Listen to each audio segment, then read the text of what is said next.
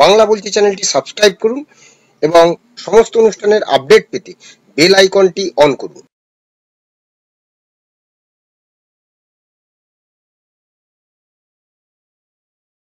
নমস্কার, বাংলা বলছি চ্যানেল আপনাদের স্বাগত।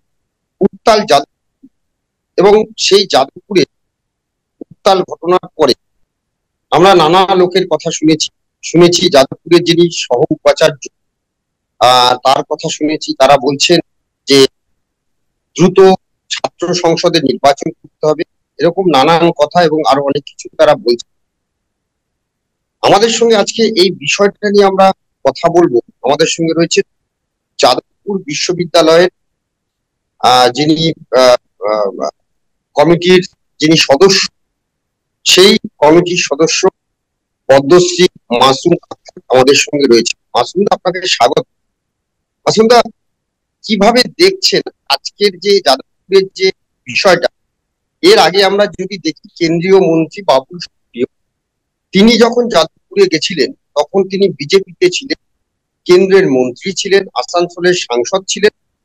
তাকে ঘিরে ঠিক এরকম বিক্ষোভ সংগঠিত করেছিল বামের, এবং তাই নিয়ে আমরা দেখেছিলাম বাম, তৃণমূল এবং এবিভিপি অর্থাৎ বিজেপি তিন দলের দরজা দেখেছিলাম। তৎকালীন যিনি রাজ্যপাল জগদীপ ধনকর, তাকে ছুটে যেতে হয়েছিল। সেই ঘটনা আমরা দেখেছিলাম, তখন উত্তাল হয়েছিল। এবারে দেখলাম ঠিক উল্টোটা। এখন বাবুল সুপ্রিয় রয়েছেন তৃণমূলের তিনি মন্ত্রী, কিন্তু সেখানে গেছিলেন ব্রাত্য বসু, রাজ্যের শিক্ষামন্ত্রী। তিনি শিক্ষামন্ত্রী হিসেবে যান। তার বক্তব্য, তিনি সেখানে যে সাধারণ বার্ষিক সভা ছিল সেই সভায় তিনি গেছিলেন বক্তব্য রাখতে। কিন্তু যেভাবে উত্তাল হয়ে উঠল, কেন, কিভাবে দেখছেন আপনি একজন কার্যকরী কমিটির সদস্য হিসেবে বিষয়টিকে আপনারা কিভাবে দেখছেন? দেখুন, আমি বিগত 8 মাস আগে যাদবপুর ইউনিভার্সিটির চ্যান্সেলর নমিনি হিসাবে যোগদান করেছি। মাননীয় রাজ্যপাল মহোদয় আমাকে এই দায়িত্ব প্রাপ্ত করেছেন। আমি ওই বিশ্ববিদ্যালয়ের এক্সিকিউটিভ কাউন্সিলের মেম্বার, সর্বোচ্চ নীতি নির্ধারণ কমিটির মেম্বার এবং বিশ্ববিদ্যালয়ের মনিটরিং কমিটির চেয়ারম্যান। আমি ওখানে যাওয়ার পর থেকে বিশ্ববিদ্যালয়ে যে বিশৃঙ্খলা আছে, পঠন পাঠনের পরিবেশ আনয়ন করা, শৃঙ্খলা আনা এবং সমস্ত কিছুর উপর নজরদারি করা শুরু করেছে। বিশেষ করে ওদের যে এক্সিকিউটিভ কাউন্সিল, সেখানে শিক্ষক সম্পর্কে যে চরম একটা অবনতির জায়গা আছে এবং ল অ্যান্ড অর্ডার যে ব্রেক হয়ে যাচ্ছে, কি করে তা সুরক্ষিত হয় সেটাকে পাকিচ্য করেছিল। তাই আমি ঢুকেই প্রথম যে কাজটা সম্পন্ন করার চেষ্টা করেছিলাম, সোচ্চার আওয়াজ তুলেছিলাম আমাদের চ্যান্সেলর নমিনি হিসাবে এক্সিকিউটিভ কাউন্সিলে, ওটা সর্বোচ্চ নীতি নির্ধারণ কমিটি, যে স্বপ্নদীপ যে র্যাগিং করে যাকে হত্যা করা হয়েছিল 2023 সালে, তার যে অপরাধী তাদের কিন্তু শাস্তির সূচিত করা শাস্তি। আমি যাওয়ার পরেই আসতে উঠেছিল। তার আগে অ্যান্টি র্যাগিং কমিটি সুপারিশ করেছিল 1 বছর আগে, 1 বছরে সেই সুপারিশ ইমপ্লিমেন্ট করেছিল ঠান্ডা করে। আমি যাওয়ার পরে বলি যে ইমিডিয়েটলি, একদিনও বিলম্ব করা যাবে না, যারা অপরাধী তার বিরুদ্ধে অ্যাকশন নিতে হবে। তার চাপে আমাদের এক্সিকিউটিভ কাউন্সিলে সিদ্ধান্ত পাস হয়েছিল যে তাকে শোকজ করা হবে। তাদের অপরাধীদের নামগুলো ঠিক হয়েছিল, ওটা খবর কাছে বেরিয়েছিল না, শোকজ করার সিদ্ধান্ত হয়েছিল। শোকজ করার সিদ্ধান্ত হওয়ার সঙ্গে সঙ্গেই তারা, ওই অপরাধীরা হোস্টেলে অন্যান্য ছাত্রদের কাছ থেকে চাঁদা আদায় করেছে। চাঁদা হাইকোর্টে মামলা করে বলে, মানে হাইকোর্টে স্টে অর্ডার পাওয়া যায়। মানে চিন্তা করে দেখুন, তারাই চাঁদা আদায় করছে, আবার তারাই ওই উই ওয়ান জাস্টিস তিলোত্তমার যে আন্দোলন, তার নেতৃত্ব দিচ্ছে যাদবপুরে। ওই লেখা ওই ছেলে নেই, বুঝুন না নেই। তো তারা স্টে অর্ডার পেয়েছিল হাইকোর্ট থেকে, যে ঠিক আছে এখন ওদের শোকজ করা যাবে। আমাদের দরকার ছিল স্টে অর্ডারের বিরুদ্ধে সিঙ্গেল বেঞ্চের যে অর্ডার, সেই সিঙ্গেল বেঞ্চের অর্ডারটা খারিজ করার জন্য ডিভিশন বেঞ্চে বিশ্ববিদ্যালয়ে যাইনি, আজও যাইনি। আমি বিরক্ত, আমি সোচ্চার হয়েছি কেন ডিভিশন বেঞ্চে যাবেন না। আমি উদাহরণ দিচ্ছি একটা, বিশ্ববিদ্যালয়ের সিদ্ধান্তহীনতা, মেরুদণ্ডহীনতা, দীর্ঘসূত্রিতা ইত্যাদি ইত্যাদি, তার খেসারত আমরা দেখলাম এই 1 মার্চে ওই কুপার মিটিং এ প্রথমত পলিটিক্যাল মিটিংটা করতে হবে তো যাদবপুরই করতে হবে। যাদবপুর একমাত্র ওই দু একটা ইউনিভার্সিটি কলেজের মধ্যে অন্যতম যেখানে বিরোধীরা ক্ষমতাশালী। তো সেখানে করলে তারা তো ঝামেলা চুক্তি করতে পারে কমিউনিকেশন, সেই সুযোগটা নিয়ে ওখানে করা হবে। এবার ক্ষমতা হ্রাস পাবেন, যাক হলো হলো। এবার কিন্তু শিক্ষামন্ত্রী আসছেন, আচ্ছা আচ্ছা, বলুন বলুন, বলুন। এবার শিক্ষামন্ত্রী আসছেন। তো শিক্ষামন্ত্রী এলে ওরা তো নির্বাচন চেয়েছে। যাদবপুর ইউনিভার্সিটিতে 5 বছর ছাত্র সংসদ নির্বাচন হয়নি, অন্যান্য কলেজগুলোতে 7 বছর অন্যান্য জায়গায়। তো যাদবপুর ওখানকার ছেলেরা তো, আমাদের যেমন এক্সিকিউটিভ কাউন্সিলের মিটিং হয় সেখানে এই প্রতিটা টিম আলট্রা নকশালিস্ট টিম আছে পরিষদ, তারা 3-4টে ছাত্র সংগঠন, একটা নয়।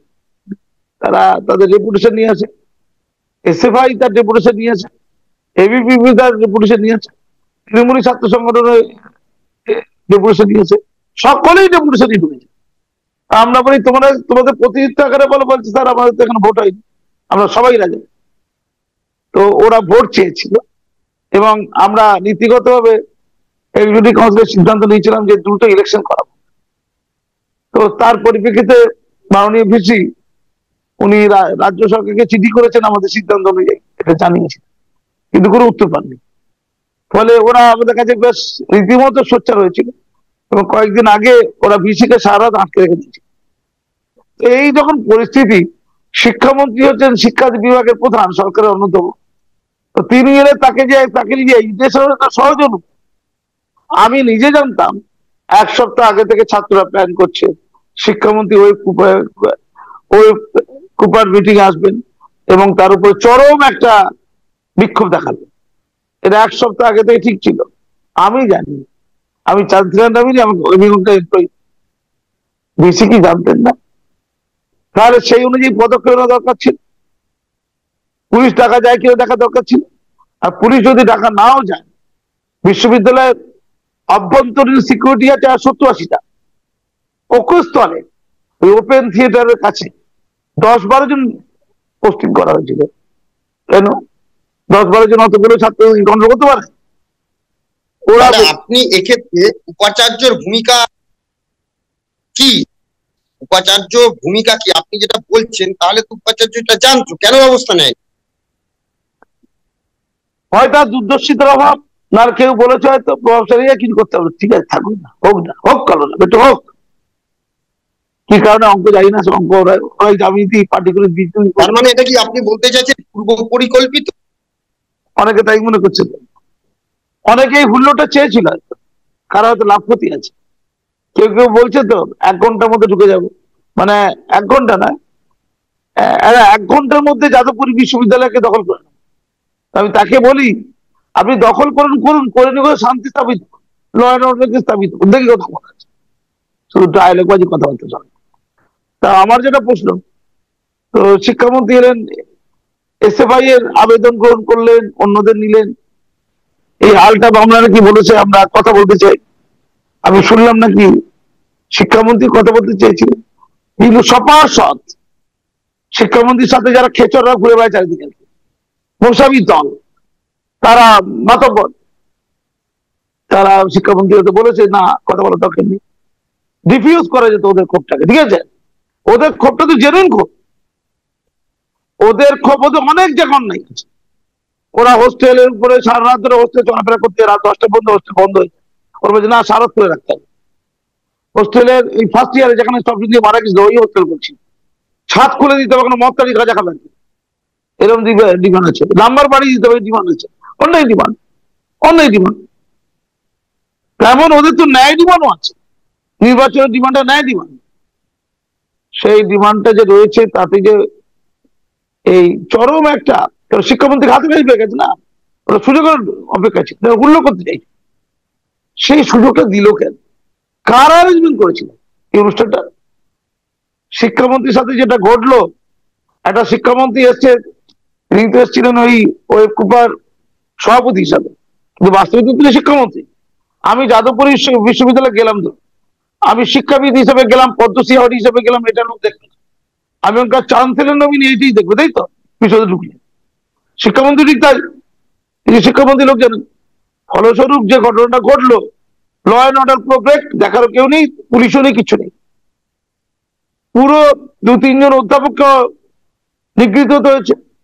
এবং শিক্ষামন্ত্রী গাড়িটাকে তো ওইভাবে ভাঙা যায় না যেভাবে ভাঙা হচ্ছে, ওটা তো বেআইনি কাজ। কেউ যদি কোনো বক্তব্য নাও শুনে তো গাড়ি ভেঙে দেবে? এটা কি বসিও বাইরে রেখে? তো গাড়িটা ভাঙা আপনি হচ্ছে। আপনি এটা যখন বললেন, আমি বলি বাবুর সঙ্গে যে ঘটনা ঘটেছিল সেটাও প্রায় একই রকম। সেই ঘটনা সে কিভাবে বলবেন, দেখুন কিভাবে দেখুন দেখুন, এই খুঁটে পড়ে গোবর হাসি বলে একটা গল্প আছে। যখন বাবুল সুপ্রিয় তখন বিজেপি করতো, তার সাথে যখন একদম। ঘটনা ঘটেছিল তখন এরা হাসছিল, দেখ কেমন লাগে, তাই তো, দেখ কেমন লাগে, ওই চারটির দল, বিজেপির দল, দেখ কেমন লাগে। এখন আবার এদেরকে উদাহরণ দিতে হচ্ছে। আমাদের মাননীয় পার্থবাবুকে অপরাধ করা হয়েছে, তার আগে আমাদের বর্তমান মন্ত্রী মাননীয় বাবুল সুপ্রিয়কে করা হয়েছে। তার তখন কেন সোচ্চার হননি আপনারা? তখন এই অন্যায়কে বারবারন্ত দেওয়া হয়েছিল কেন, কিসের সাথে? উত্তর দিয়ে রাখে চালাকি হচ্ছে সব। এই জায়গাটা থেকে বলছি যে বিজেপির দাবি এইটা মাকু সেকু এরা মিলে করেছে। ভোটের সময় নো ভোট বিজেপি এরা করে, আর এখন এটা নাটক করছে এই সময়। দেখুন, আমি নাটক ফাটকে যাচ্ছি না। পার্থবাবু স্বীকার করে নিয়েছে এপ্রিল মাস থেকে নির্বাচন করানো যায় কিনা মুখ্যমন্ত্রীর সাথে কথা বলবো, অন্তত স্বীকার তো করেছে, অন্তত কাজ হচ্ছে, নির্বাচনটা তো হবে। কিন্তু দেখা ছিল প্রাণ চলে যেত। সে ছেলেটি চাকার তলায় পড়েছিল, তার গায়ে নিশ্চিত করে চাকা তার উপর দিয়ে যায়নি, নিশ্চিত হলে মরে যেত। ওই পরকাপেটকার ছেলের উপর দিয়ে গেলে হাড়গোড় পড়ে যেত, তাই তো, প্রাণে মারা যেত। ও সাইডে লেগেছে হয়তো, চাকা ওর উপর দিয়ে যায়নি, চাকা চলে যেতে পারতো, 1 সুতো দূরে ছিল। তো টাকাটা যদি ওর মাথার উপর দিয়ে যেত তার স্পট ডেট হয়ে যেত। আর যদি স্পট ডেট হয়ে যেত তাহলে শিক্ষামন্ত্রীকে অক্ষত থাকতো, বলুন তো। বিরাট একটা খুন খারাপির জায়গা তৈরি হতো, শিক্ষামন্ত্রী নিজেই অরক্ষিত হয়ে যেত, চূড়ান্ত ক্ষতি শিক্ষার শিক্ষামন্ত্রী ওই ছাত্র তাতে, যদি বাচ্চারা কিছু হয়ে যেত। এ দেখে নাকি? আমি হয়নি, হয়ে যদি যেত কি হতো বলুন উত্তর। আমি বলবো হয়ে গেছে, বলুন কি বলবেন? হয়নি, ভাগ্য, সৌভাগ্য। 1 সুতো তো গাড়িটার চাকা সরে যেতে পারতো, 1 সুতো, 1 সুতো। এইবারে আমার এখানে আপনি ঠিকই বলেছেন এই কথাটা যে হয়নি সৌভাগ্য। এটা সত্যি সত্যি যে ছাত্রটা আহত হয়েছে বলে সহানুভূতি এখন বলছে, তারা তৃণমূল স্বীকার করছে যে যদি আহত না হতো তাহলে কি হতো দেখা যেত, সেটা পরে। আমার এখানে একটা প্রশ্ন, ছাত্রদের যে ভূমিকা, বিশেষ করে বাম এবং অতি বাম একটা যেটা অভিযোগ হচ্ছে, যারা প্রেসিডেন্সি এবং যাদবপুরে এদেরকে দেখা যায় ভোটের বাজারে, এদের মানুষ কোন রকম পাত্তা দেয় না, পায় না, কিন্তু এরা এটা নিয়ে রাজনীতি করে। সেটা যেমন একদিকে, তেমন অন্যদিকে গতকাল উচ্চ মাধ্যমিক পরীক্ষা, আমরা যখন আজকে প্রতিবেদনটা করছি মঙ্গলবার, তার আগের দিন সোমবার ছিল উচ্চ মাধ্যমিক পরীক্ষা শুরু। বাম ছাত্র সংগঠন হিসেবে, দায়িত্বশীল সংগঠন হিসেবে এবং সিপিএম এর মতো একটা প্রতিষ্ঠান, মানে রাজনৈতিক দল, দায়িত্বশীল রাজনৈতিক দল যারা 34 বছর ক্ষমতায় থেকে, তারা ছাত্র ধর্মঘট ডেকে কতটা, মানে কি বলবো, মানে তাদের যে সিদ্ধান্ত সেটা কতটা সঠিক, এবং তারা কি ঠিক করেছে এই কাজ, আপনি কিভাবে বলবেন? দেখুন দেখুন দেখুন, সবচেয়ে নিগৃহীত সেক্টর কোনটা, যাকে সবাই লাঠিয়াতে মারতে পারে, সেটা হচ্ছে শিক্ষা দপ্তর। শিক্ষা, ওটা সবচেয়ে দুর্বল জায়গা, সবাই ধরে মারবে। মানে শিক্ষাটা নিগৃহীত করা, শিক্ষাকে বা শিক্ষকদেরকে নিগৃহীত করা সবচেয়ে সহজ, কোমল, তরল, সরল জায়গা। যার যত নোংরা আবর্জনা শিক্ষায় গিয়ে ফেলে, ঠিক আছে। মানে ধরুন সমাজের নোংরা আবর্জনা কে তৈরি ফেলবে কোথায়? ওই শিক্ষাঙ্গনে ফেল, শিক্ষকদের ঘাড়ে পাল, ছাত্রদের ঘাড়ে ফেল, ঠিক আছে। এটা হচ্ছে প্রত্যেক রাজনৈতিক দলের কম বেশি কর্মসূচি, শিক্ষাকে ধ্বংস করে দেবে। যে যত শেখে তত অগ্রাহ্য করে, তত মানে না, তাই তো, ওই পুরোনো গল্প। তো আমার বক্তব্য হচ্ছে, ওরা জানে উচ্চ মাধ্যমিক চলেছে 18 তারিখ পর্যন্ত, ততদিন যদি আন্দোলনটা চেপে রেখে দিয়ে আন্দোলন ধুয়ে হচ্ছে সামনে, তাই আপাতত যাক। তবে ওরা কি করেছে জানি না, কতটা শিক্ষার পরীক্ষার ক্ষতি হয়েছে জানি না, হলে ক্ষতি করে সেটা সাবধান করে জানি না। কিন্তু ওদের পার্টি অফিস গুলো সব লাইন ধরে ফেলেছে, বেশ কিছু লোক মাত্র খেয়েছে ধাক্কা ধুকি, মাত্র ধাক্কা ধুকি। এটা কি ভালো? এটা ভালো নাকি?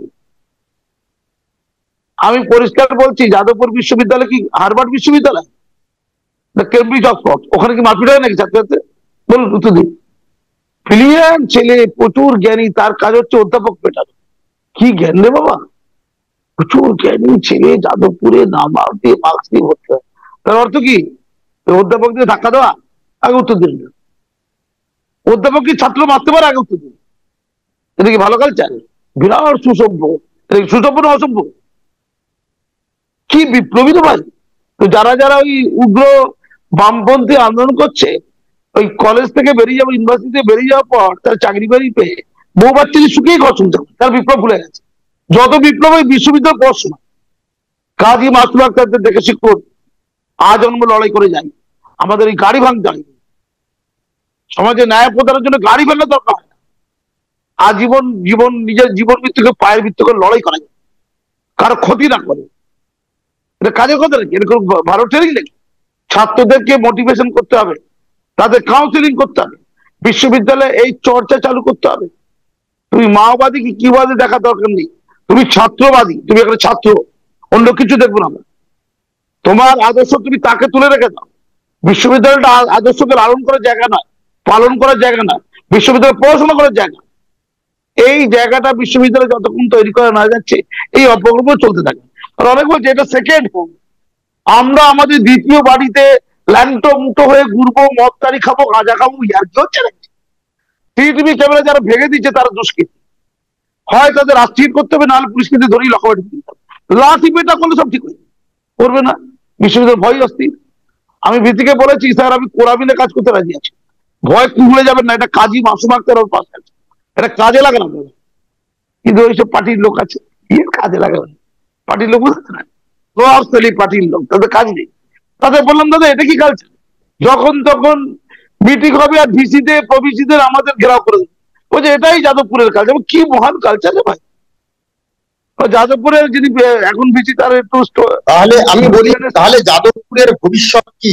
একদিকে যখন সরকার বলছে প্রয়োজনে যদি মনে হয় যে তারা প্রশাসনিক ভাবে মোকাবিলা করবে তাহলে পুলিশ ঢুকবে, যদি ভাবে রাজনৈতিক ভাবে মোকাবিলা করবে তাহলে সব ঢুকবে।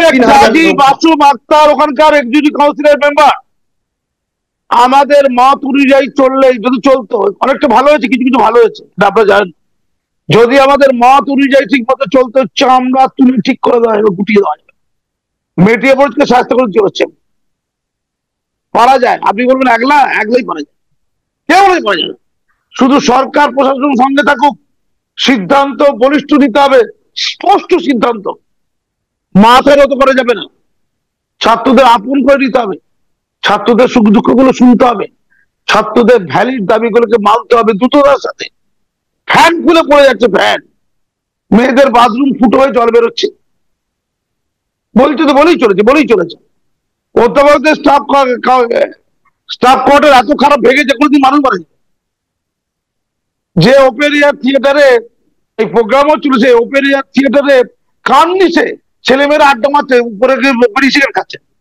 আমি মনিটারি কমিটির চেয়ারম্যান হিসাবে বিশ্ববিদ্যালয় স্পেসটা করতে গিয়ে আমি প্রথম ধরলাম, বলছে স্যার এরকম চলে কেন? আমি চলে মানে বাচ্চা তো মরে যাবে। এইগুলোকে বন্ধ করতে হবে, বাচ্চাদের সমস্যাগুলো মেটাতে হবে, তাদের ডিসিপ্লিন, কেউ কেউ কেউ আইনের উঠতে দেন, সিস্টেমের উঠতে দেন, এইটা করতে হবে। আমরাও চাইছি। আর আপনি আচুরি ধর্ম, এটা বলে দিই, এটা বলে দিই, আপনি আচুরি ধর্ম। ফিজিক্স ডিপার্টমেন্টের অঙ্কের ছাত্র সব লাইন ধরে ফেল করেছে, তারা দাবি করেছে যে নাম্বার বাড়িয়ে দেয়, নাম্বার এমনি বাড়িয়ে ওটা ছেলেরা তো মন আছে।